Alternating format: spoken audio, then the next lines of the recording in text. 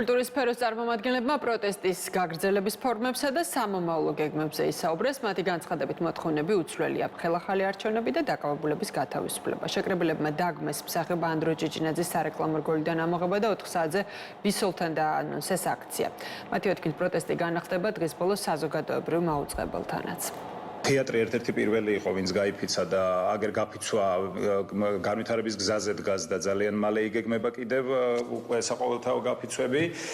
მიდის არათანამშრომლობის ბევრი ფორმა ვნახეთ უკვე, ბევრი შემთხვევა და ესეც გაგრძელდება, რომ ამ სტრუქტურებთან, სახელმწიფო სტრუქტურებთან აღარ თანამშრომლობს ხალხი, განსაკუთრებით ჩვენი სფეროს წარმომადგენლები, რომ გავწყვიტოთ ყოველგვარი კონტაქტი ბიზნესებით დაწყებული და ყველა დანარჩენით დამთავრებული. მნიშვნელოვანია ის, რომ თეატრი ქმნის ლანდშაფტს და ქმნის გარემოს გაფიცვისთვის და ჩვენ მუშაობთ აქტიურად იმაზე, რომ გაფიცვა გახდეს, ასე ვთქვათ, მთავარი საკითხი ამ წუთას, რადგან ჩვენ მშვიდობიან პროტესტში ჩვენს მთავარ ინსტრუმენტებად ამ წუთას ვხედავთ გაფიცვას და დაუმორჩილებლობას. უსამართლოდ დაკავებული ადამიანი, ნიჭიერი მსახიობი იყო რაღაც გარკვეულ სარეკლამო რგოლში და ის აი ამ მოვლენების გამო, იმის გამო რომ ის არის ახლა დაკავებული აი ამ ეგრეთ წოდებული ხელისუფლების, მოძალადე ხელისუფლების მიერ, უცებ კადრებიდან ამოიღეს.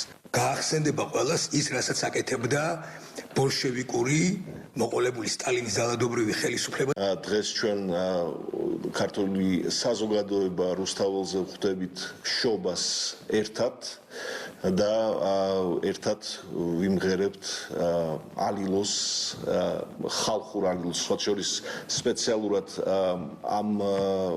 ამისთვის ნინომ ჟვანიამ, მის მადამ და მე ჩავწერეთ ვიდეო, სადაც ვმღერით იმ ალილოს, რომელსაც შევასრულებთ ერთად.